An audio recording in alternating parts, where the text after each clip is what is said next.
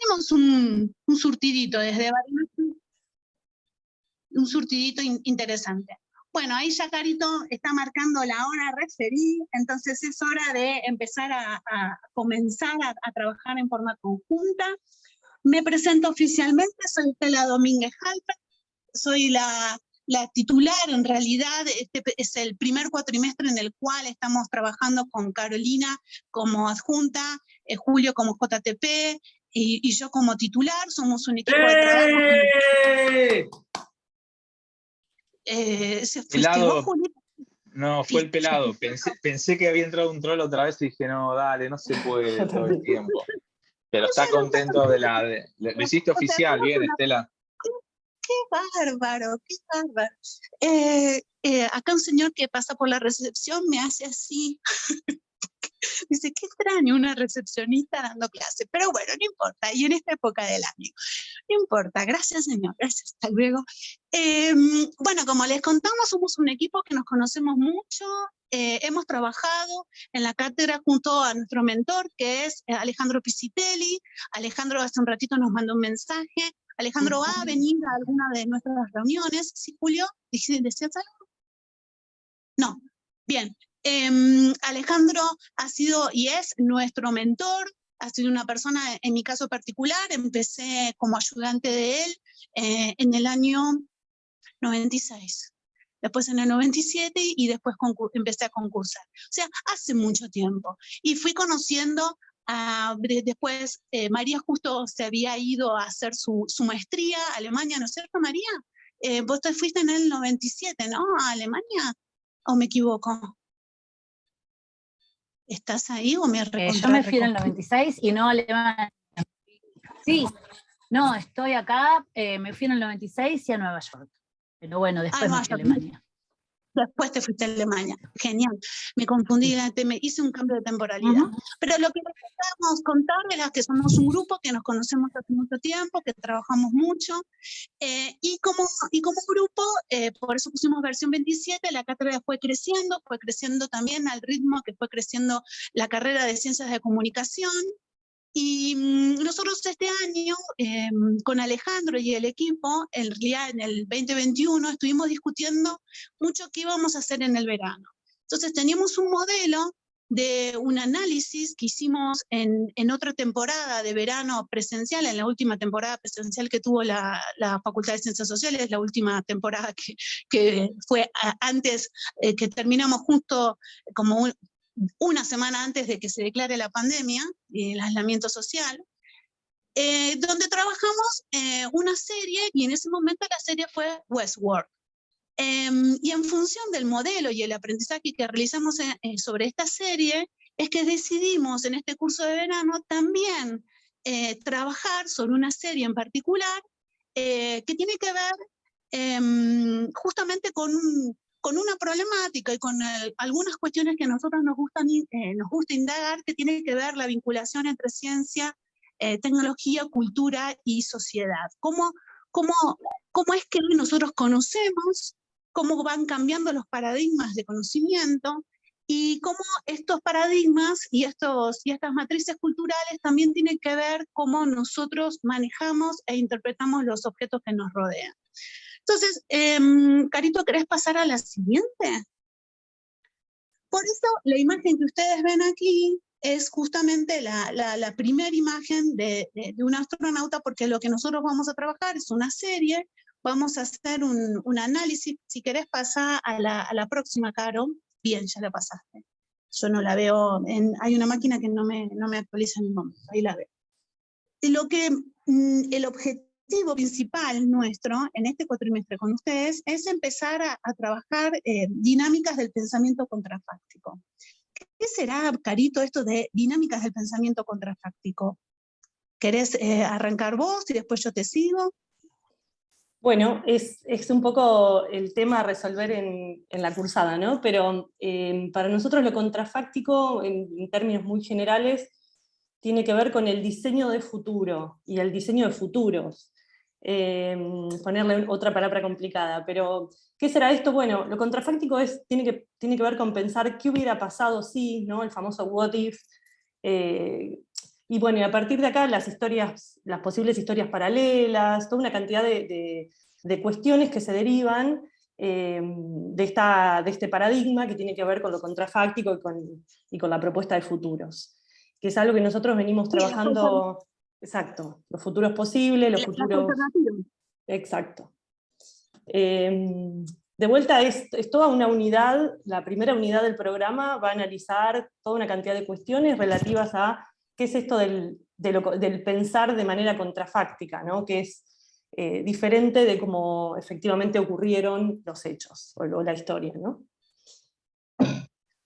Bien, ¿por qué este slide? ¿Por qué esta imagen de un satélite también observando la Tierra? Una de las cuestiones que nos permite esta serie es ir revelando algunas situaciones, como muy bien Carlos señalaba, esta búsqueda de contraejemplos. Si acá nosotros tenemos una posible lectura cercana y lejana, nosotros tenemos alrededor del planeta diferentes estilos y tipos de satélites. Hay satélites, por ejemplo, geoestacionales, hay satélites meteorológicos, los geoestacionales generalmente son los meteorológicos, y estos satélites nos permite a nosotros no solamente conocer en profundidad dinámicas de comportamiento del cambio climático, sino también nos permite ir viendo procesos a través del tiempo, procesos, por ejemplo, de erosión, o procesos de retirada de un glaciar. Si yo no tuviese la posibilidad de tener una lectura lejana, ¿sí? Y poder cristalizar en diferentes imágenes, en diferentes fotos, a través del tiempo, digamos, instancias de la Tierra,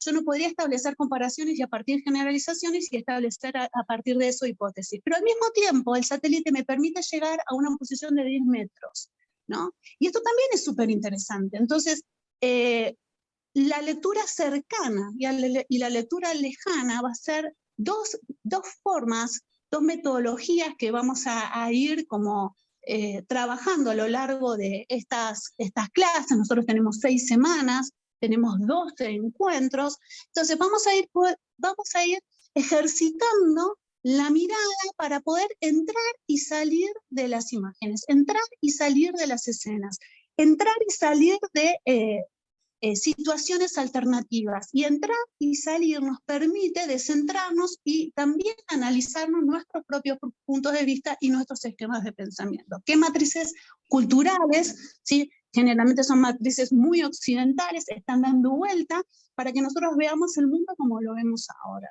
Entonces, justamente ahí pusimos apuntes del pensamiento contrafáctico con la idea de empezar a ejercitar nuestra propia mirada sobre los objetos. Caro, ¿querés ir a la siguiente?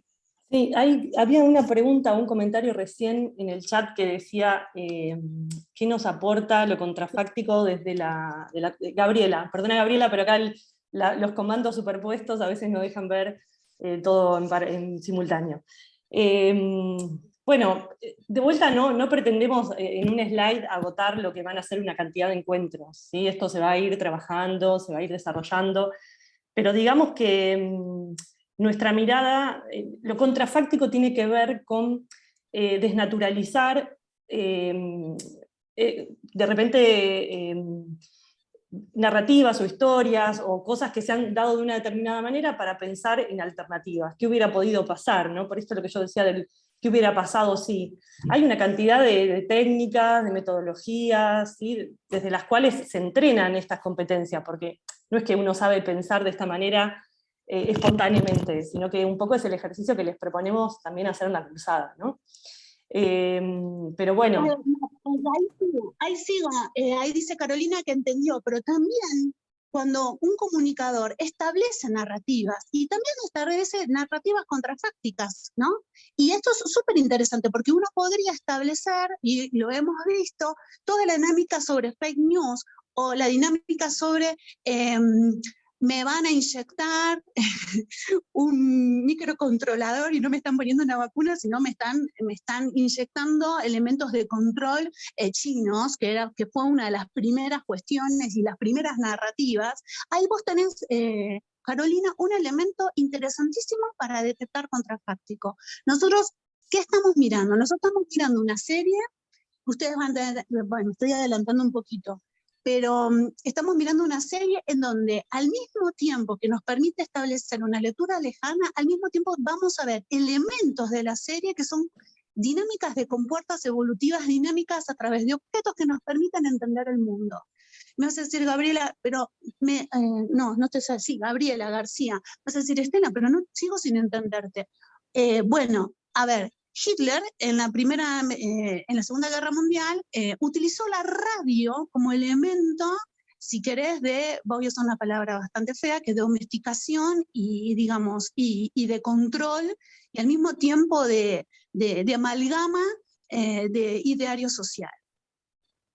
En el 60, en el 70, a través del broadcast y a través de la televisión, se trabajaron matrices culturales y modelos hegemónicos de pensamiento. ¿Cómo debería ser una familia? ¿Cuál era el rol de la mujer? ¿Cuál era el rol del hombre blanco americano?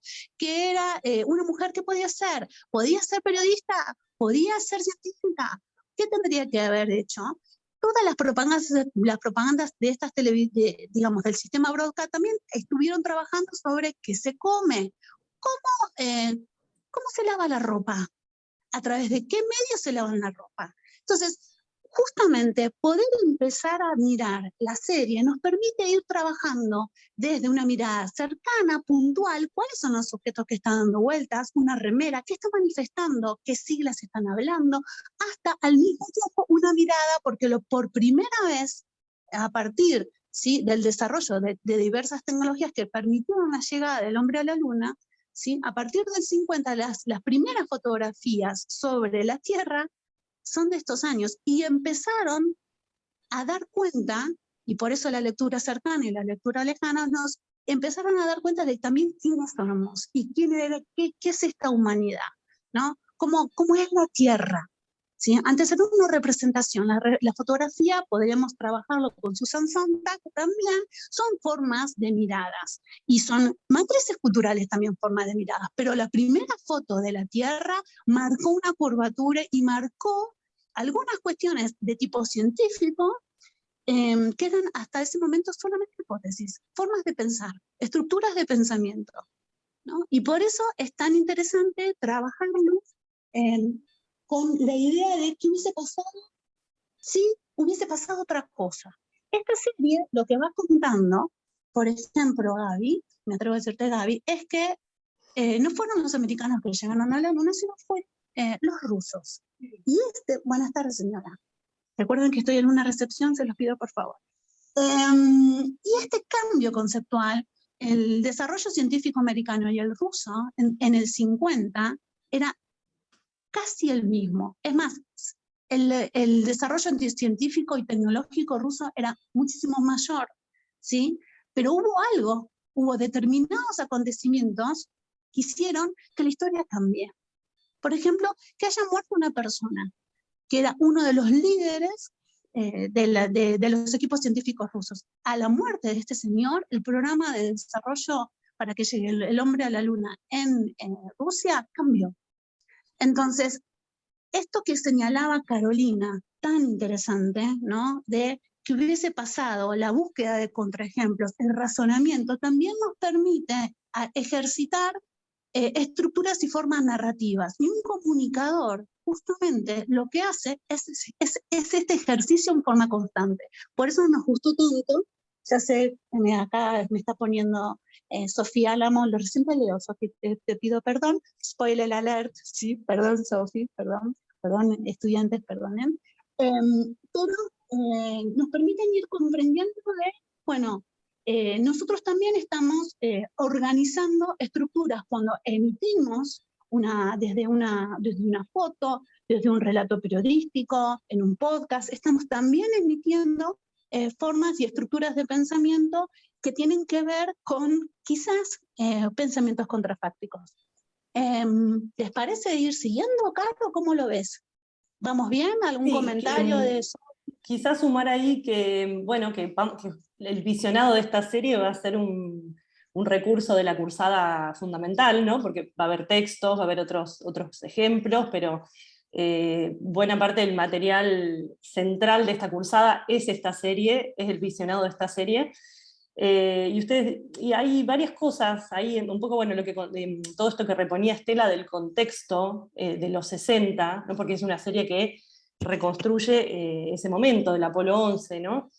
Y hay muchas preguntas alrededor de esto, digamos, ¿por qué una serie como esta hoy, ¿no? Con todo lo que también los desarrollos que estamos teniendo a nivel tecnológico, SpaceX, Elon Musk, digamos, toda una cantidad de cuestiones que están entramadas en este programa, que tiene que ver con la idea de el futuro, ¿no? ¿Qué futuro estamos imaginando? ¿Es un futuro de corto plazo? ¿Es un futuro más a largo plazo? Como ustedes van a ver en la entrevista de Ronald Moore, que fue el showrunner, o sea, el productor de la serie, una cosa que él dice es una serie acerca del futuro, ¿no? El futuro de un país, el futuro del mundo. Bueno, entonces, por esto nos interesa mucho y centralmente este material, que además sigue en una línea que nosotros veníamos trabajando, de trabajar con narrativas, que hoy por hoy son narrativas complejas, que nos permiten pensar preguntas y una cantidad de cuestiones desde otra perspectiva, ¿no? Y desde un poco reflejo de lo que nos pasa también. Entonces ahí te paso palabra, Estela.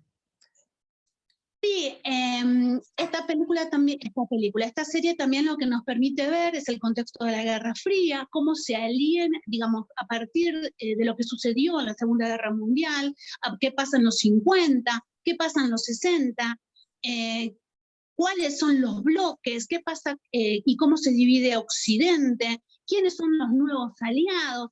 Entonces, empezar a desarmar estas cuestiones nos permite también comprender hoy qué es lo que está proponiendo, porque por primera vez la NASA está contratando a empresas privadas para de vuelta empezar a establecer la dinámica sobre el espacio como nueva frontera, ¿no? El espacio como nuevo lugar, o si quieren, como una nueva colonización. Porque una de las cosas que plantean en esta serie es, bueno, los imperialismos ya han desaparecido, estamos en el 60, estamos en pleno contexto de Guerra Fría, tenemos a Alemania dividida, tenemos a los rusos, y fíjense qué detalle súper interesante, ¿no? Actualmente nosotros tenemos, y estamos viendo en los diarios, Putin en relación al conflicto sobre Ucrania y la OTAN y la dificultad y toda la OTAN diciendo, bueno, qué barbaridad, Putin va a invadir, no va a invadir, cuál es la posición de este país. Entonces, si uno quiere entender, ¿sí? El entramado, ¿por qué este país, y que este país es la entrada del gas a toda Europa, cuál es el entramado económico, no solamente el entramado político, cuáles son las matrices culturales? Este país, yo recuerdo cuando era más chica, estudiaba la URSS, ¿no?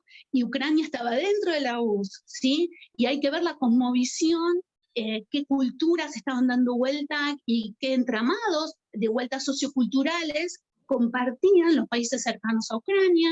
Entonces, ¿y por qué en Ucrania es la entrada, ¿sí? del gas a toda Europa? Una Europa que necesita y no tiene otra forma de producir recursos para poder pasar un invierno, por ejemplo. Entonces, es interesante también la serie, porque como Carl muy bien dijo, el pensamiento contrafáctico me dispara inmediatamente también hacia el futuro. Bueno, hoy, ¿cómo uno puede entender determinadas dinámicas, ¿sí? El lugar de las empresas, el lugar del Estado, el lugar de la ciencia, el lugar de justamente establecer nuevas fronteras para ir a colonizar un nuevo espacio? Bueno, todos estos temas vamos a ir como desarmando a través de ir observando los capítulos de la serie. Como nosotras ya dijimos, como señalamos, es una serie que justamente tiene 10 capítulos, ¿sí? Nosotros tenemos 12 clases, casi 13, entonces la idea es que ustedes en cada encuentro que tengamos y que en cada encuentro que también ustedes tengan en las comisiones de prácticos que ya van a descubrir cómo se llaman, que tienen que ver con Artemisa, que es una diosa griega, pero al mismo tiempo Artemisa 3 es justamente el nuevo proyecto de NASA para, digamos, establecer una base lunar en el 2024. Y por primera vez la NASA propone como, digamos, protagonismo a una mujer y una mujer de color. Entonces, ¿por qué? También nuestra pregunta es, ¿por qué una mujer de color? ¿Y por qué recién ahora, en el 2024? ¿No? Cosa que ustedes van a ir a ver. Y por eso nos llamamos Artemisa también. Entonces, como les decía, todas las semanas ustedes van a ver 2 capítulos, por eso decimos visionado. Hay una parte de ustedes que tienen que ver con horas que ustedes van a tener que ir como construyendo en forma individual, no solamente la lectura del material que les vamos a dar, sino de ir, si quieren, consumiendo, ¿sí?, en familia, con amigos, los capítulos de la serie. Nosotros vamos a ir actualizando un link de descarga, un WeTransfer, para que ustedes se puedan descargar la serie. Esta serie es de Apple TV. ¿Sí? No lo dijimos, Carito, ¿no? No lo habíamos dicho. Bien, entonces, esta serie es la primera temporada, vamos a analizar exclusivamente la primera temporada, por eso son 10 capítulos. Cada semana hay 2 capítulos que nosotros vamos a ir desarmando. ¿Sí, Caro? No, comentar algo de esto también, que es nuestra cursada número 27. Somos en la larga historia de la cátedra, como vos decías, Estela, desde el año 96 en adelante. Nuestra tercera cursada virtual, en contexto pandémico. O sea, la primera fue prepandemia, la segunda fue pandémica. Va a ser una cursada multiplataformas, o sea que ya después esto en los prácticos van a contar todo el equipo con mucho más detalle, pero ahora estamos saliendo por Zoom, eventualmente por Meet, pero también vamos a estar incorporando el entorno vamos a usar Discord para las comisiones y para buena parte de las dinámicas. En las redes sociales, en Instagram, en Twitter, tiene también otros relatos y otras pastillas que van a ir complementando estos contenidos, así que eso es un poco una característica muy nuestra, en un sentido. Y también como esta característica que dice que trabajamos como con esto de catalizadores de experiencias, ¿no? Que tiene que ver con conocer a partir del hacer, ¿no? Investigación-acción, quizás ellos ya lo escucharon como enfoque, ¿no? Y esto que dice acá abajo, ficción como análisis retroprogresivo. O sea, ¿qué es el análisis retroprogresivo? Es un análisis que mezcla un poco, que mira hacia adelante, ¿no?, lo progresivo, pero que también mira hacia atrás, y que intenta buscar alguna suerte de síntesis. O sea, nuestra mirada como cátedra siempre busca ser antirreduccionista, o sea, atenta a la complejidad. En toda esta larga historia que de todos estos años, las distintas búsquedas y los enfoques han tenido que ver con este eje, ¿no? este corazón de la cátedra. Y bueno, y después el tema del desarrollo de una narrativa contrafáctica que tiene un poco que ver con la propuesta de trabajo, que ya va a ser ampliada y explicada y va a ser transitada y recreada también por ustedes, ¿no? Estela, ahí. Bueno, muy bien, la próxima transparencia que ustedes ven es a Alejandro Pisitelli. Como les mencionábamos, nosotros somos Datos Supa, y que estamos en un proceso de transición en el cual Alejandro tiene mucho que ver con el programa. Con Alejandro escribimos el programa en el mes de septiembre, y estuvimos como discutiendo también los textos y el porqué de trabajar esta serie en estos momentos, que a nosotros nos parece estos momentos, el 2022, un momento bisagra para ir planteando el futuro, y ustedes el lugar de los comunicadores en este futuro, y nos parece súper importante. Por eso queríamos mencionarlo y que lo conozcan. Lo van a conocer próximamente en un espacio de teóricos también. Caro, ¿querés pasar a la siguiente? Que en realidad lo que hicimos fue mostrarles en este volumen 27, y fuimos trabajando diferentes paradigmas en relación a lo que es el conocimiento, paradigmas de inteligencia artificial. Empezamos en el año 96 justamente con este tipo de preguntas: ¿qué es conocer? ¿Cómo los sujetos conocen? cómo se apropian del mundo, y cómo la tecnología acompaña o no procesos de estos procesos. Y bueno, después si quieren ir desmenuzando, ir conociendo la historia también de la cátedra, los invitamos a nuestro sitio web para ver la evolución. Y una de nuestras características justamente es que nunca nos quedamos con un programa fijo, porque las preguntas siempre son nuevas, ¿sí? Y las matrices también se van modificando, entonces, y sobre todo en el campo de la comunicación. Entonces, ustedes van a ver que alrededor de todos estos años, cada uno de estos programas fue preguntándose las diferentes relaciones, como se los sintetizo así, como y de los diferentes vínculos sociotécnicos entre cultura, tecnología y sociedad, ¿no? Y el rol de la comunicación allí. Exacto. Y por ahí van a ver humanidades digitales, y por ahí van a ver algoritmos de inteligencia artificial, y por acá atrás, en el 2004, antropología del ciberespacio. Bueno, nada, simplemente para sumar algunos ejemplos, ¿no? En esto que decías. Sí, Proyecto Facebook, por ahí nos conocen por Proyecto Facebook, un libro que escribimos en esta dinámica y en esta mirada de catalizadores, ¿no? Estamos trabajando y al mismo tiempo estamos investigando y estamos viendo por qué usamos estas herramientas y no otras, qué hace que estas herramientas cambien los vínculos entre nosotros, y cómo nosotros aprendemos y vamos desaprendiendo también. Entonces, esto fue este slide tiene que ver con la historia un poco de nuestra cátedra, y insisto en invitarlos, si quieren conocernos y quieren conocer estos recorridos, en nuestro sitio web, en Cátedra de Datos, .com.ar, van a encontrar en una de las secciones los programas anteriores, y ahí van a ver bibliografía y van a poder empezar a indagar qué es lo que hicimos desde el año pasado, en el 2021, en plena pandemia, en un contexto virtual, en el 2020 también, por eso esta es la tercera cursada en un contexto virtual, y en Westworld, que fue la última cursada de verano que hemos tenido. Bueno, ¿por qué la ficción, no? Vamos un poquito, nosotros hemos leído, no sé si ustedes han visto Blade Runner 1, Blade Runner 2, a ver, esta es una imagen de 2001, y vuelvo a insistir entre cultura, tecnología y sociedad, ¿no? No sé si ustedes leyeron en 2001 Odisea del Espacio, esto es un libro de Clarke.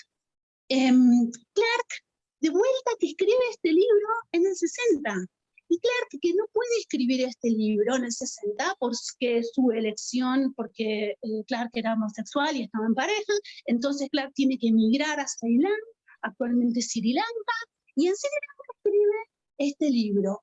Y este libro, el manuscrito, se lo pasa a Kubrick, y Kubrick le dice, por favor, no lo edites, te pido por favor, acá tenemos que hacer una película, yo voy a conseguir el dinero, y empiezan a armar un guión. Por favor, si tienen interés sobre por qué es la ficción y por qué esta película es tan importante para los comunicadores, porque en esta película nosotros vemos diferentes compuertas evolutivas en diversos contextos, y es algo que nosotros vamos a retomar en relación a los capítulos de For All Mankind, de cómo el hombre, en esta escena, es creo que el capítulo 3, en donde por primera vez este mono, que en realidad lo que hacía era recoger, alimentarse a partir de lo que ve y lo que otros animales dejan, por primera vez se da cuenta que él puede modificar su entorno a través de un hueso,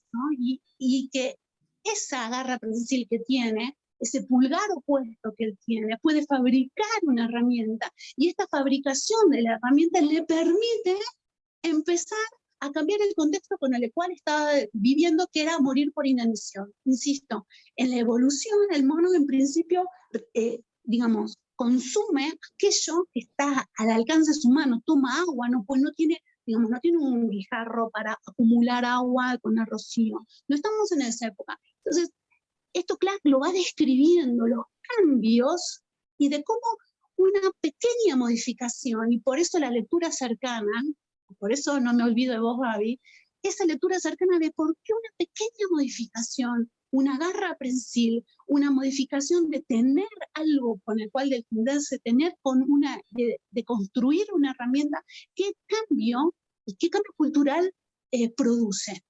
¿No? Y ese cambio cultural originado por una mirada nueva y por una reflexión nueva.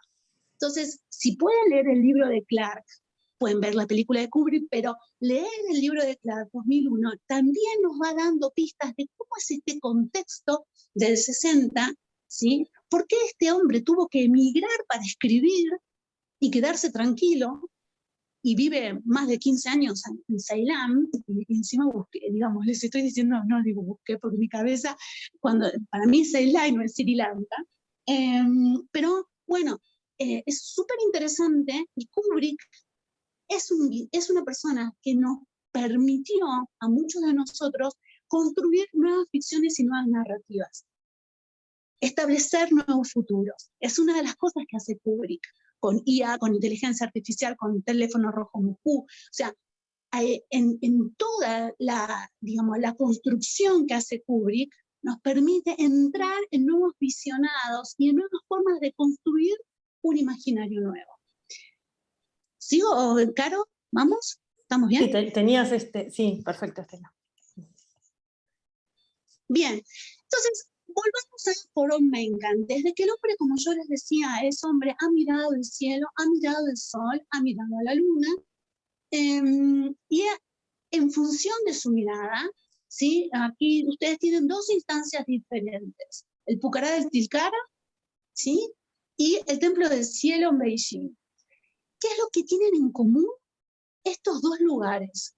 Estos dos lugares lo que tienen en común es que en estos dos lugares hay indicaciones a partir de la observación del movimiento de los astros del solsticio de verano y del solsticio de invierno. Y ustedes me dicen, ¿y a mí qué me importa el solsticio de verano? Es súper importante, porque lo que marca, ¿sí?, era en esta observación, ¿sí?, de la cosmovisión y al mismo tiempo de la observación de la naturaleza es cuándo se planta, cuándo se cultiva, cuándo se cosecha, cuál es la época de migración de determinados animales. Entonces, observando el cielo y con estas indicaciones ahí en el Pucará, en esta piedra, uno ve la entrada del solsticio de verano, entonces se sabía, a partir de que el sol ingresa en esta piedra y de la posición de que va teniendo, bueno, yo puedo saber qué tipo de cultivos son los que van en este momento. Y puedo establecer una rutina y un ritmo. Entonces el hombre siempre ha mirado, ¿sí?, el cielo, y el cielo, de alguna manera, es un nuevo espacio que ahora nosotros, en este futuro, no nosotros, sino estos grandes empresarios, ¿no?, empiezan a colonizar de una nueva forma, ¿no? Empiezan a privatizar. Y en el templo de Beijing, ahí en ese templo se llama Templo del Cielo. Es hermoso ese lugar. Este templo en el interior tiene 12 columnas, y en función de las columnas se van reproduciendo columnas hacia el interior, es como un gran damero, y a partir de este lugar se producía, que es un lugar que está en línea con la ciudad prohibida, en función del sol, de cómo dan las columnas, se podía establecer en el imperio los diferentes lugares y los diferentes cultivos en todo el imperio. Es fantástico, ¿no? Pues poder establecer en tierras lejanas cuáles son los cultivos que hay que, cultivar. Acabo de decir una palabra, duplica punto palabras, y yo estaría jugando al Scrabble. Cultivos, cultivar, horrible, pero bueno, no lo pude decir mejor. Entonces, el cielo siempre nos orientó, y el cielo nos constituyó como humanidad. Y esto también es parte del visionado y de las cuestiones, de algunos elementos que vamos a ir dando vueltas alrededor de la posada.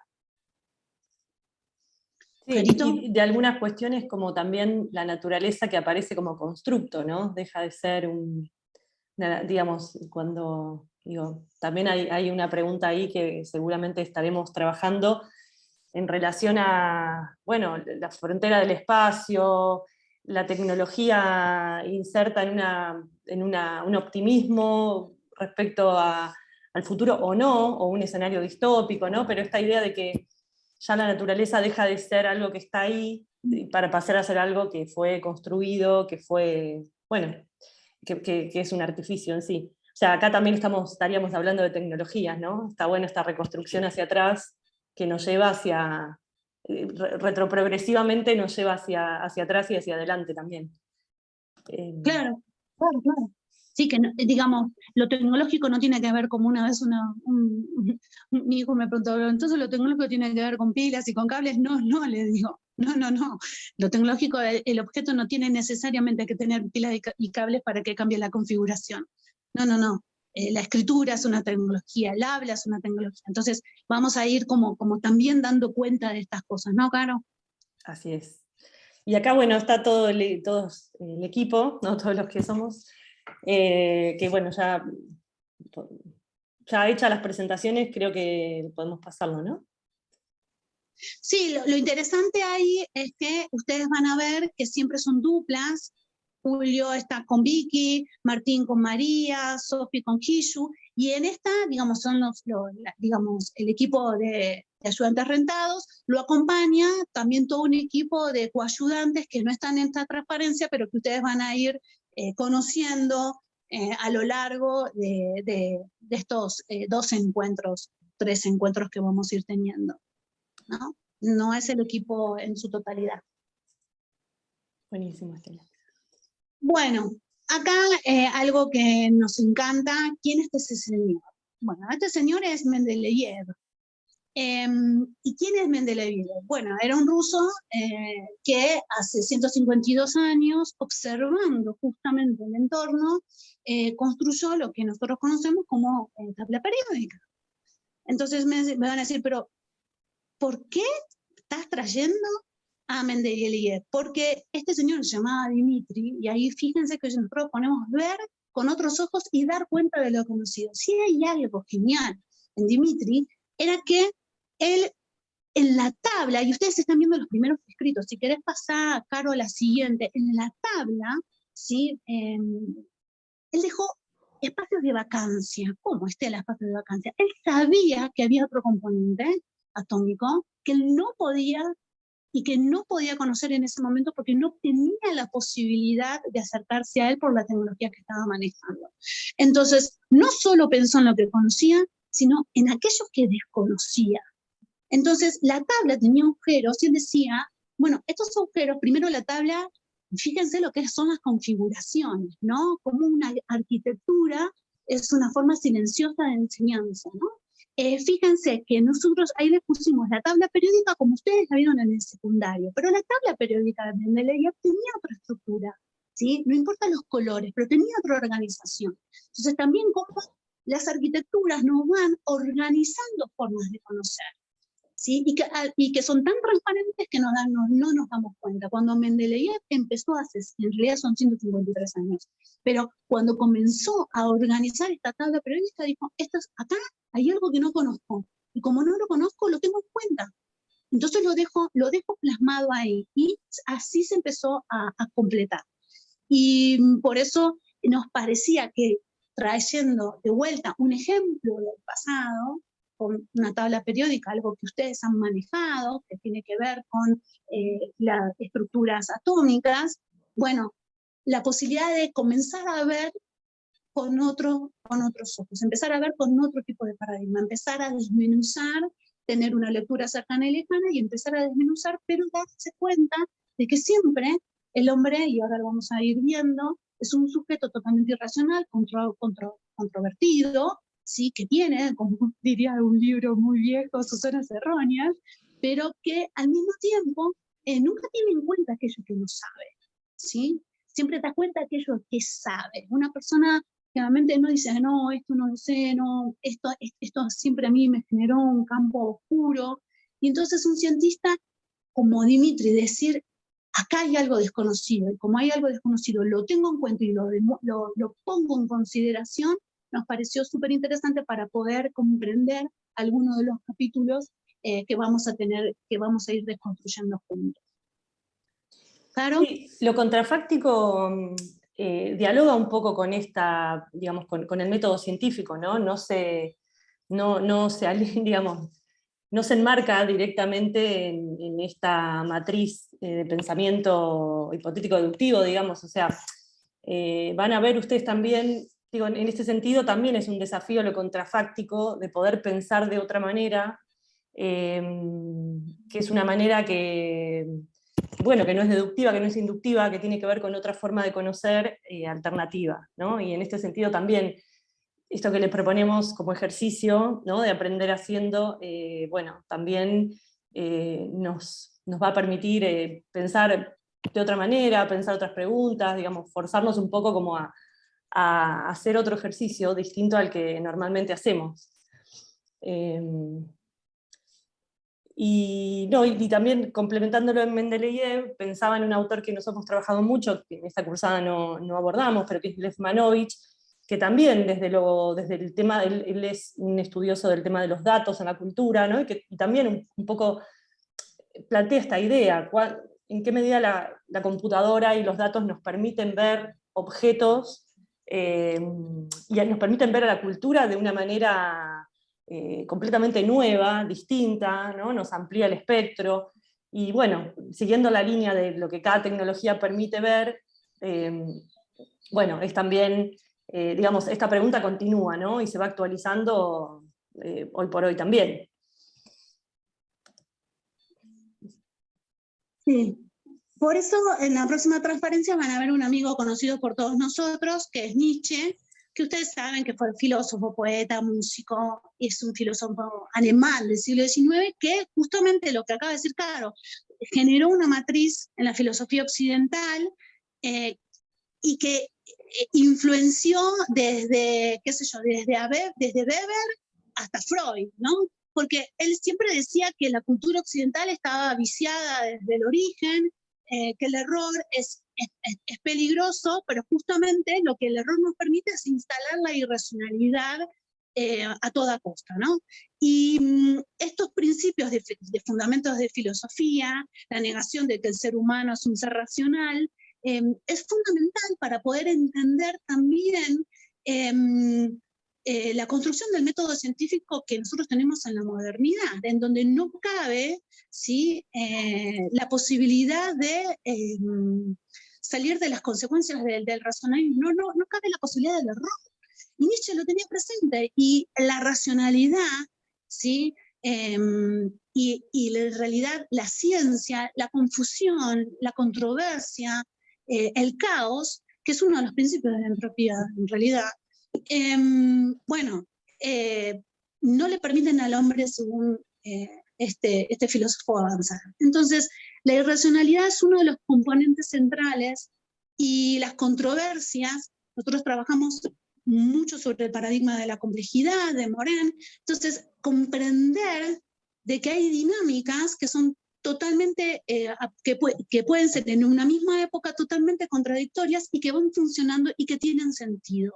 Y que no todo es 1, 2, 3, 1, 2, 3, 1, 2, 3, hipótesis, indicadores, digamos, hipótesis, dimensiones, indicadores, dato, bueno, pim, pim, pum, pam, resultados, ¿no? El método científico tiene una racionalidad, y Nietzsche ya desde el siglo XIX empieza a decir, cuidado señores, que esta metodología no da cuenta de la realidad, y nosotros somos seres irracionales y muy controvertidos. Esto nosotros no lo trabajamos desde Nietzsche, sino, claro, lo trabajamos desde Latour, ¿no? Que, digamos, que es también un filósofo contemporáneo, y ustedes van a después seguir descubriendo por qué hablamos de Latour, y por qué hablamos de Morin, y por qué hablamos de Manovich. ¿No, Carito? Total, y eso lo van a estar leyendo también con los historiadores, ¿no? Toda la primera parte de la bibliografía, porque lo contrafáctico también quiere recuperar todos los elementos que comentaba Estela, lo irracional, el azar, la contingencia, ¿no? Todo esto que generalmente queda fuera de la versión de las leyes de la historia, digamos, ¿no? Entonces hay un planteo fuerte también desde este paradigma de incorporar otros elementos generalmente excluidos. Pero bueno, eso va a dar para más análisis. Va a dar para más. Ahora estoy pensando en voz alta, y ahora, para que no sé, Federico, que lo estoy mirando ahora, Federico Jiménez, hola Fede, que tiene boina roja, no, boina no tenés roja, tenés una cap, una gorrita. Y no se me aburra tampoco Ernesto. No sé, ¿vieron Spider-Man, la última de Spider-Man? O si pueden ponerme en el chat. Porque la última de Spider-Man tiene que ver con esto, con lo que acaba de decir Carito, ¿no? Esto de, cambia un poquito el pasado, y entonces va y vuelvo, y entonces lo puedo salvar y lo puedo salvar, y qué cosas van surgiendo, y qué cosas se modifican. Bueno, estamos hablando de eso. Si pueden, este fin de semana, inviten a sus amigos, vayan a ver Spider-Man, y van a ver cómo hay un bucle, un eterno grácil bucle, y hay decisiones que se van tomando, y hay escenarios alternativos, y qué sucede si un escenario alternativo acontece, y cómo impactan el anterior, ¿no? Y entonces todo el tiempo estamos hablando, y ¿cómo es que se llama este mago, que no es mago, Sophie? Que está en Doctor Spider-Man, Who, que me porque permite... No, Doctor Strange. Pues es que la única referencia al mago no es mago y viene Sophie y es Doctor Who, pero bueno. No, Doctor Who no hay mago. Doctor Strange. Doctor Strange, perdón. No, esta cuestión, lo que acaba de decir Caro, lo controvertido de Doctor Strange, ¿no? ¿Por qué este personaje? Entonces, los seres humanos somos seres completamente contradictorios, somos seres erróneos, que tomamos decisiones a veces impulsivas y no podemos dar cuenta de ellas. Y la ciencia, digamos, también es altamente contradictoria. Lo que pasa es que las metodologías hacen también que funcione de otra manera. Y de eso estamos hablando. Bueno, avancemos para un poquito más, así vamos dándole ritmo. Bueno, en esta imagen ustedes tienen dos escenas totalmente diferentes. Una mina en Potosí con una guía dando su interpretación sobre el genocidio de 8 millones de personas desde el 1600 en adelante, ¿no? Las minas en Potosí, el genocidio de aquellos sujetos que a través de la MITA estuvieron trabajando en un proceso de explotación para la colonia, y que actualmente siguen trabajando en un proceso de explotación para una compañía multinacional. Y la única diferencia entre el 1600 y en la narrativa de esta guía, el único elemento diferente entre el 1600 y el año 2022 eran estas vías de tren y un taladro que se cobraba por hora, la posibilidad de taladrar la mina, en donde el equipo que tiene a cargo un sector de la mina puede taladrar en función si paga la hora del taladro, que se le descuentan de lo que ellos sacan, que tienen que sacar 10 toneladas al día.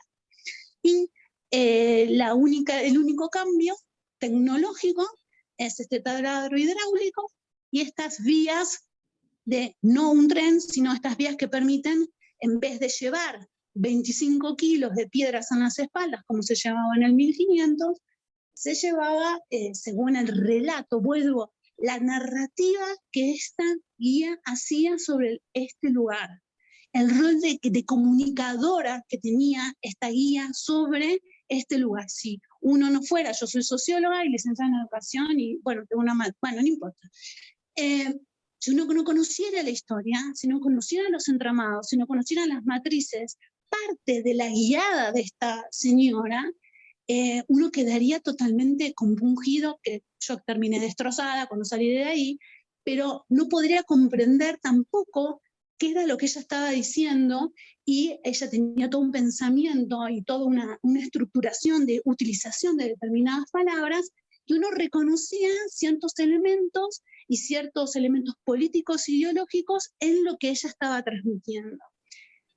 Cuando uno hace un free tour, en este caso en una plaza, en la plaza principal en Madrid, en la Plaza Mayor de Madrid, que en el free tour también sucede lo mismo. Historias mínimas, ¿no?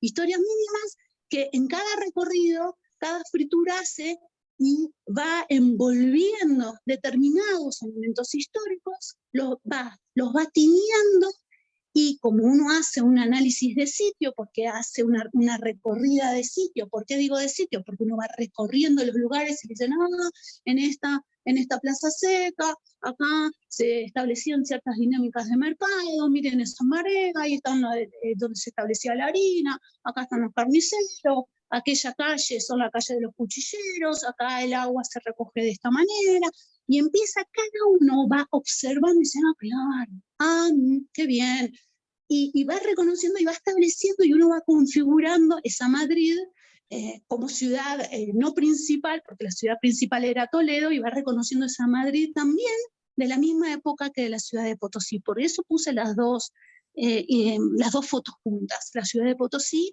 tuvo alrededor de 160.000 habitantes, mientras Madrid en la misma época tenía 25.000. ¿Me escucharon? La misma época, ¿no? En el 1630. Entonces, acá, Caro, nosotros pusimos ucronías versus utopía. ¿Por qué? ¿Qué es lo que estamos tratando de, en lo que acabo de contar, con la ucronía y la utopía? Bueno, las historias que vos traes, Estela, son como historias alternativas, ¿no? Tanto en el relato que hace esta local, como en el propio Free Tour. Y con eso tiene que ver, las ucronías tienen que ver con eso, con novelas o con historias justamente alternativas. Quiere decir no, cronías quiere decir espacio, es como un lugar, claro, también. Es un no tiempo, ¿no? Versus el no lugar de las utopías, aunque uno podría... exacto. No sé si en Ucrania, bueno, también, ahí va, está bueno eso que decís, no leo bien el nombre. Pero bueno, el tema de los escenarios contrafácticos muchas veces tiene que ver con narrativas que inventan historias paralelas. Ahí también hay una discusión de que si las historias paralelas son contrafácticos o no, pero bueno, en términos generales es un tipo de relato contrafáctico. Y bueno, y en relación a las utopías, estamos como en un momento quizás de resquebrajamiento de utopías, ¿no? Y un poco también lo contrafáctico muestra eso. Como en esta visión tan cortoplacista y tan sin grandes narrativas orientadoras del futuro, bueno, digamos, eso también está jugando como un elemento más a ser tomado como parte del contexto.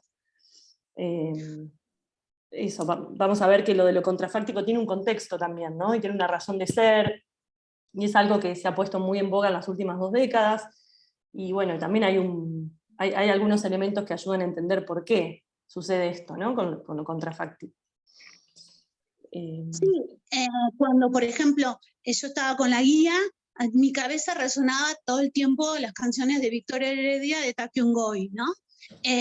Y yo iba como cantando en mi interior, creo mis huacas, y la verdad, creo en mis dioses, creo en la vida y en la bondad de Viracocha, de Inti Pachami, y la guía en un momento se da vuelta y me dice, bueno, acá la Pachamama no entra, ¿sí? Nosotras como mujeres no podemos entrar. Y de vuelta yo decía, wow, ¿cómo son las matrices? ¿No? Y de vuelta, ¿cómo funcionan las ucronías en estas matrices? Y eso es lo que nosotros vamos a indagar en la serie que vamos a ver. Acá, de vuelta, para mostrarles, desde la historia del Cerco de Lisboa, hermoso libro, ¿sí? Hermoso libro, en donde es un corrector, y este corrector decide en un momento determinado poner un no. Y al insertar este no, cambia la historia de esta ciudad y cambia la historia de toda Europa. Porque si los cruzados no ayudaron al rey del portugués en la toma de Lisboa, que estaba en manos de los musulmanes, si no lo hicieron, bueno, ¿cómo es la retirada de los musulmanes el primero de Lisboa y después de España? ¿No? Con los reyes, con la reina Isabel, después de que hace el sitio de Granada. Entonces, ¿cómo correctó desde el hoy, desde este siglo, ¿sí? Y por eso hermoso este libro de Saramago, hermoso, de poder, digamos, de cómo desde el hoy yo puedo decir, esto no sucedió, y esto cambia la configuración de no solamente de esa ciudad de Lisboa, sino de toda la configuración europea y americana, ¿no? y la historia de él, ¿no? Si lo pueden leer, es un libro hermoso.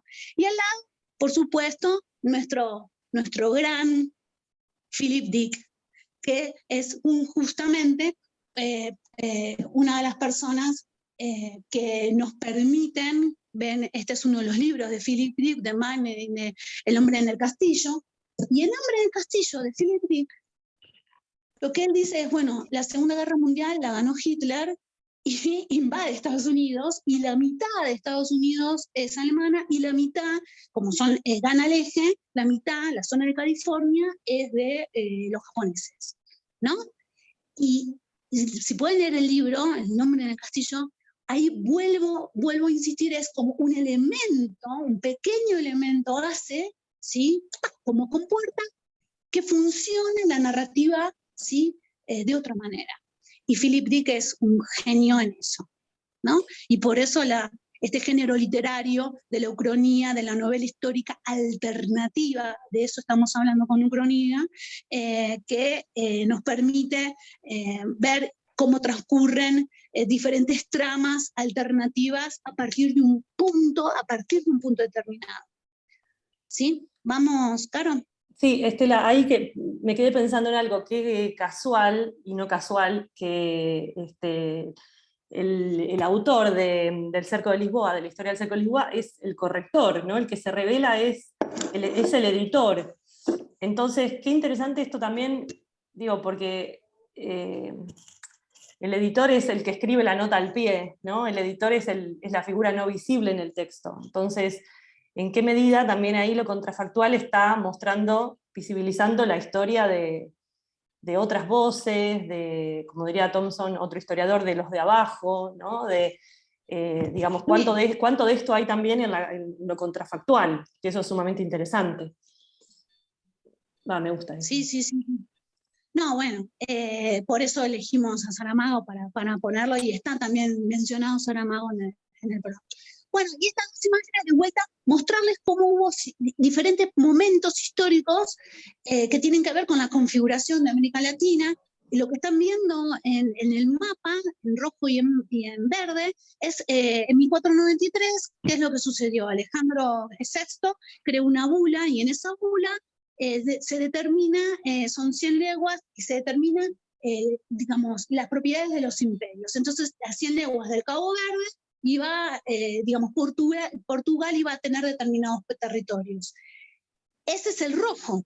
Cuando Portugal se dio cuenta de que no tenía ningún territorio, ¿sí? Presionó, y un año más tarde, ¿cómo presionó? Presionó con dinero, presionó con campaña, y justamente con poder, y hace que en 1493 se corra a 370 leguas sobre el mismo punto, que son las islas de Cabo Verde, y al modificar este punto de referencia y estas 370 leguas, tenemos el Tratado de Tordesillas. ¿Y qué es lo que marca el Tratado de Tordesillas? Bueno, el Imperio Portugués, ¿cuál es el lugar del Imperio Portugués? Y esto, redistribuye la dinámica sobre los virreinatos en ese momento en todo lo que es América Latina. La conformación, que fueron varios, en la conformación, en una de las primeras conformaciones. Entonces, ustedes vean de que un elemento 100, 370, cambia la configuración y del mapa y de las matrices culturales de 600 años atrás. La otra historia, que la pueden ver en Netflix, que es muy controvertida, que casualmente se llama punto de inflexión o turning point, o sea, torcer, o sea, ¿cómo le podemos traducir? Punto de cambio o momento de inflexión, les parece si quieren esta traducción, que es, digamos, el momento clave de la caída de las Torres Gemelas en el 2001. Y esta serie, que tiene como 6 capítulos, señala que, bueno, en realidad, bueno, esto sucedió porque se invadió Afganistán, qué sé yo, para decirlo rápido para ustedes. ¿Ustedes vieron Rambo 3? Si vieron Rambo 3, bueno, es como que No, Rambo 3, no. Stallone Rambo 3, cuando hace así, se hace chacos, no sé si se me ve que con todos los gestos que hago. Bueno, Rambo 3 hace así, y tiene un collarcito, y dice, sí, y los rusos, y lo que voy a hacer. De la guerra, sí. Bueno, ellos en esta Turning Point dicen, bueno, todo lo que nosotros hicimos con los rusos en Afganistán, y que le dimos el poder a determinado grupo, y que dejamos instalada determinados lugares. Vieron que ahora Estados Unidos, lo acaban de ver hace poco, que fue una de las primeras movidas que hizo el presidente Biden, fue retirarse de Afganistán. Entonces, de vuelta, ¿cómo nosotros podemos entender movimientos del presente en función de turning points del pasado? Y acá, en esta serie, ustedes tienen una de las explicaciones de las caídas de las torres, una de las posibles explicaciones, de vuelta con determinada matriz, con determinado aparato conceptual ideológico bastante estrecho y cuerdas, pero si quieren después en otro momento lo podemos discutir, muy rico, pero ahí uno puede ver cómo, vuelvo con Spider-Man y Strange, cómo yo puedo cambiar y decir, esto tiene que ver con esto. Y generar una narrativa. Y insisto, ustedes son comunicadores, que generan narrativas o van a generar narrativas, sea en un podcast, sea en una foto, sea en administrando cuentas y recursos en Twitter. Ustedes son justamente constructores de narrativas. Y bueno, de eso vamos a estar hablando todo el tiempo a lo largo de la cursada. Por eso es tan importante para nosotros trabajarlo desde este punto de vista. Bueno, y ya finalizando, bueno, acá tenemos el Apolo 1. En el año 66, esto es una práctica, se supone que la cápsula, algo súper raro, ¿no? Los americanos siempre amerizan, ¿no? Siempre caen en el mar. Los rusos siempre aterrizan. ¿Saben qué? Hubo unos archivos nuevos de cómo aterrizó Yuri Gagarin, ¿no? Después de su primera incursión, la primera incursión del hombre, que la primera incursión del hombre en el espacio fue la rusa, a través de Yuri Gagarin en el año 61, y se descubrió hace poco porque según los primeros documentos, Gagarin había aterrizado en un lugar cerca, no de Siberia, ya me va a salir el nombre, pero es medio raro, por eso ahora no me acuerdo, pero ya me voy a acordar. Y el tipo en realidad se eyecta. Porque, de vuelta, vuelvo al protocolo de la ciencia, sí, en función de la Sociedad Astronómica y Cosmonauta Internacional, para que una persona sea considerada que había ido al espacio y había regresado, tenía que aterrizar. No podía aparecer eyectado. Así que no podía aparecer con el Gagarin, lo que hace es eyectarse y caer en paracaídas. No, señores, se tenía que hacer torta contra la Tierra. Por eso los americanos decidieron hacerse torta contra el agua. Bueno, los rusos siempre se hacían torta contra la Tierra. Como las primeras experiencias, cuando cae la nave, queda destrozada del impacto, sucedió con las primeras pruebas, no con los perros, no con Laika. Los americanos jugaron con monos en realidad, los rusos con perros. Betty se llamaba la mona. No tiene nada que ver, pero es un dato de color. Vuelvo a Gagarin. Gagarin se eyecta y cae en un paracaídas. Y cae en un lugar y es encontrado 2 días después. Y cae en un lugar y es recogido por una local con una nena, y la local lo iba a denunciar porque pensaba que era americano.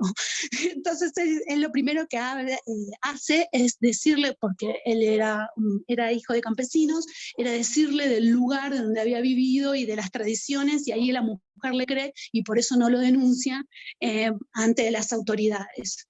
Muy interesante la historia de Gagarin en el reingreso al espacio. Pero en esta foto tenemos, digamos, son el equipo de astronautas del Apolo 1 en el año 66, que están justamente practicando cómo era salirse de esa cápsula, que, bueno, justamente la tapa estaba mal diseñada, pero eso lo descubrieron después, pero este equipo fallece en el lanzamiento, mueren calcinados todos, ¿no? Y en realidad el programa iba a ser cancelado. Esto en el 66, en el 67 ocurre la tragedia en la plataforma de lanzamiento de Cabo Kennedy, ¿no? Que iba a ser el primer vuelo tripulado, ¿no? Habían tenido otras misiones, que las vamos a ir conociendo, las misiones Géminis, que no tienen este grado de envergadura, pero el Apolo 1 y el trágico desarrollo del Apolo 1 casi cierra el programa espacial, que no era lo que Kennedy había prometido. Recuerden que el programa del Apolo 11 es del año 69. Bien, y en función de, como nota de color, el día de recuerdo justamente de estos muchachos es el 27 de enero, que también tiene que ver con la tragedia del Challenger, ¿no? Que tiene que ver con toda la cuestión que nosotros estamos analizando, en este caso sobre lo que es explorar y el conocer, y la controversia, el error como motor en la controversia, y bueno, en función de este gran accidente del Apolo 11, pudo conocerse, hubo un accidente sobre filtros a nivel combustibles, y voló todo el Apolo 11, y por eso murieron calcinados. Esa es la parte más tétrica que les voy a contar el día de hoy. Carito. Solo agregar que un poco lo que estás contando, Estela, esta imagen y lo que vamos a ver en la serie sobre el entrenamiento, la toma de decisiones, cómo funciona la cultura, ¿no? La cultura organizacional dentro de la NASA, también son cuestiones que un poco nos van a ir guiando en este análisis, ¿no? En las distintas unidades del programa.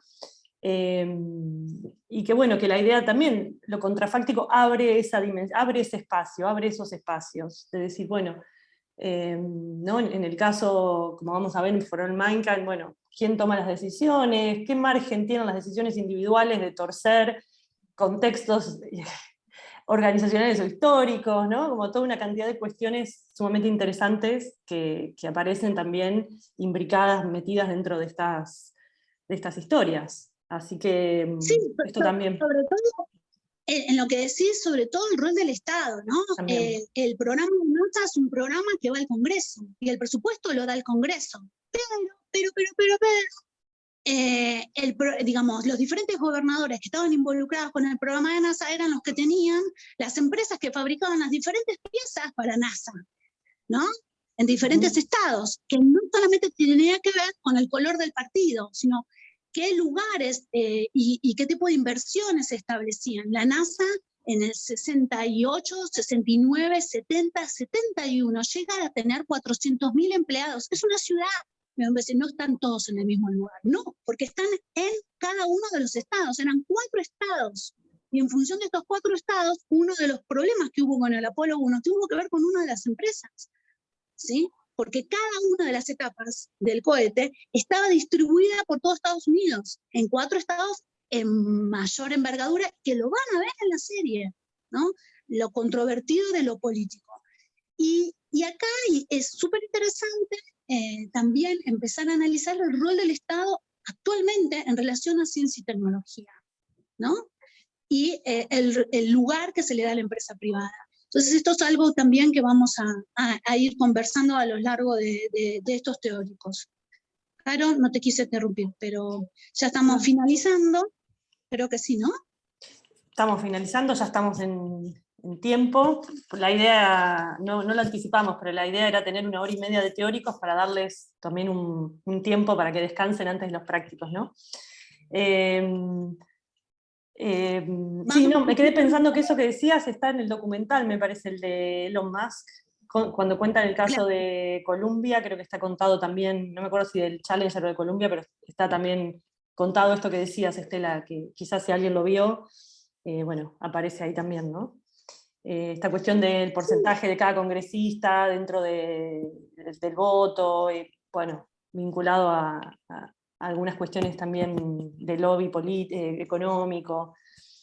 De lobby político económico, y de desarrollo local, porque cada estado lo que quiere, digamos, son los electores, entonces yo tengo que hablarle a estos electores y decir, no, yo les voy a poner una fábrica acá, y acá yo voy a producir determinado polietileno que va a ir a cubrir parte de lo que va a ser las membranas de las cápsulas. Entonces, vos le estás dando laburo a los trabajadores, a determinado cuerpo de trabajadores. Entonces, si necesitas invertir, y necesitas empresa, necesitas montaje, es un momento en el 60 de infraestructura, de cómo el Estado invierte también a través del Congreso y a través de estos gobernadores en infraestructura.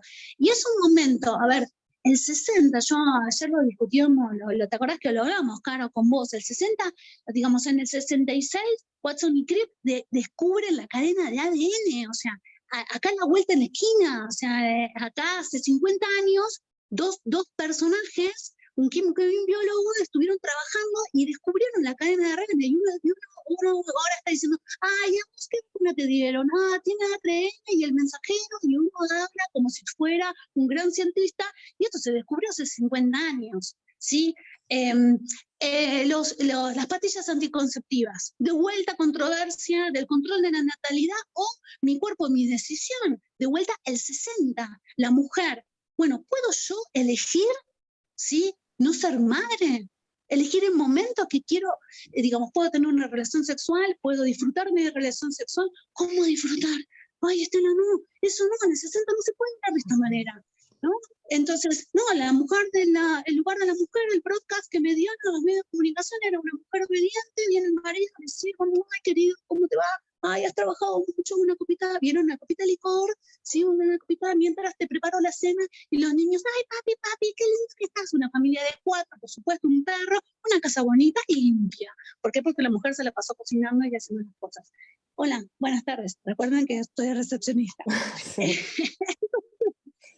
Súper interesante, el 60 es un quiebre, es una compuerta, tenemos movimientos sociales en toda Latinoamérica, derechos, matan a Kennedy y matan a Martin Luther King. Sí, no solamente muere Kennedy asesinado, sino muere Martin Luther King también asesinado. ¿Y por qué? Por derechos.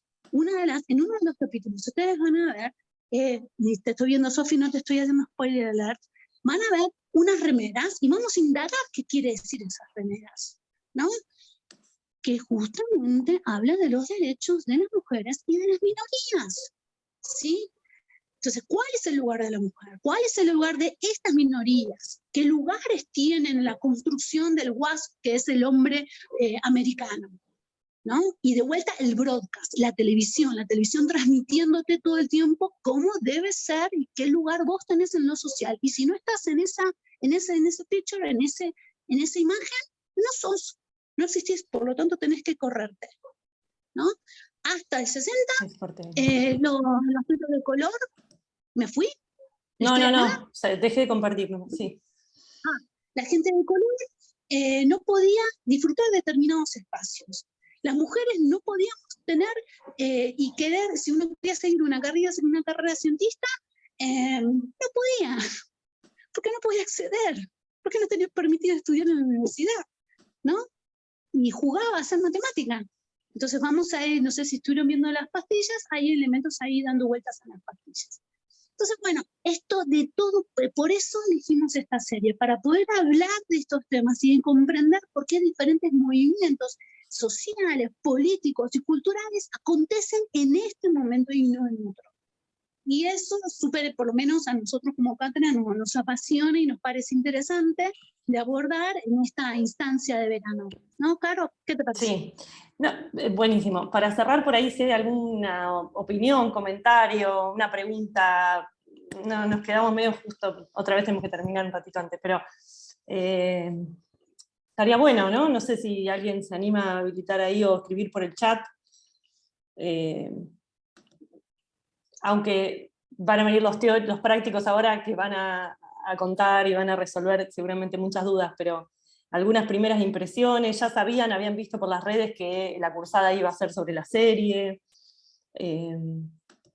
Sería bueno escucharles. Mira que yo no veo el chat.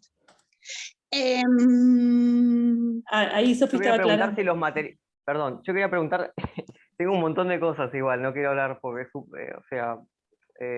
hablar mucho para irnos así, aprovechemos estos 20 minutos y a preparar un cafecito y eso, pero que muchas impresiones, me hizo pensar en el texto del manifiesto Sabor de Donna Haraway, por ejemplo, es interesante. Igual hay algo de lo contrafáctico que no me termina de cerrar, y que tiene que ver con la diferencia que tiene con la propuesta de Uranga en relación a la perspectiva estratégica, que es un pensamiento futurible, del futuro, pero que se piensa desde una actitud mental, o sea, está pensando que la acción narrativa es una acción, y es una acción política, mientras que lo que pasa con lo contrafáctico termina quedando en el orden del discurso y de lo narrativo, y por eso queda en la literatura.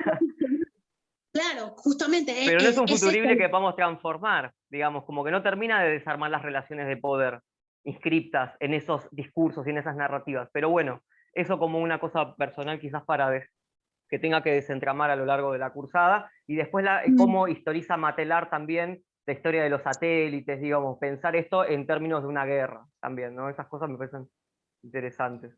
Y después después todos los capítulos van a estar disponibles gratis, o sea que descargar una aplicación sería un bajón. Un Apple, no sé qué, si hay que pagar, eso no estaría bueno. Si van a estar disponibles... En el WeTransfer, y como te decíamos, y lo vamos a ir actualizando semana a semana por si no lo pudiste descargar, para que igual vamos a ir trabajando, son 10 capítulos, esta es la semana 1, sí, hay que ya empezar a ver el capítulo 1 y 2, el texto que nosotros vamos a estar trabajando esta semana a partir de mañana, del jueves, es el texto de Evans, ¿no es cierto, Carito? No, sí, estoy bien, ¿no? Evans. Sí, perfecto. El texto de Evans. Y bueno, y a nadar, no sé cómo decirlo de otra manera, o a sufrir, si quieren, pero no está bueno sufrir. Federico, perdón. El compañero que habló recién es el de la gorrita. Sí, Federico. Me parece que los textos van a dar mucho material interesante para eso que vos planteabas, que creo que no es solo narrativa, o sea, desde el punto de vista histórico es una metodología de construcción histórica, ¿no? Digo que en la línea de lo que... Es una discusión bien... Vas a ver ahí a Hobsbawm, a Thompson, a un montón de historiadores, digamos, es un método de construcción de conocimiento, o sea, no es meramente narrativo, pero bueno, es algo a explorar, sin duda. Totalmente, el tema es que lo que no propone es la liberación porque está construida desde las relaciones de colonialidad. Eso es lo que me parece conflictivo, bueno, y no por naturaleza, sino por apropiación, ¿no? No, claro. La matriz no la vas a poder cambiar, eso es indudable. Claro. El elemento de colonialidad no lo vas a poder modificar, eso es indudable. Pero sí, en función de Hobsbawm, por ejemplo, o como dice Caro, de Thompson, sí podés empezar a establecer nuevos puntos de vista, ¿no? Sobre todo dinámicas, lo que nos interesa más es la alternativa, ¿no? De que no que te quedes con una sola visión, sino de poder ver esta cuestión de ver con otros ojos, ¿no? Que nos permite. Pero bueno, eso lo vamos a ir, Federico, trabajando juntos. Súper interesante tu aporte, muchas gracias.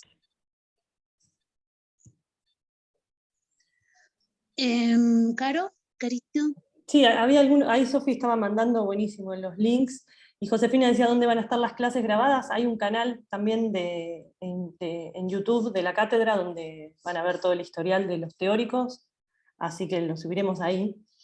Ahí María también estaba sumando una forma de correrse de ciertos determinismos en el análisis, totalmente. Y sí, justamente. Claro. Ahora eso que... Sí, no quiero seguir porque nos vamos a redesbandar de horario. Pero es muy interesante lo que plantea también Federico. Bueno, Estela, sí, cerramos, ¿no? No sé si hay alguna, si saben cómo entrar al Discord. Cada uno de ustedes ha tenido un mail de los ayudantes, entonces si hay alguno que no está perdido, tiene que encontrar a su Artemisa, a su canal. Buenas tardes. Soy un desastre.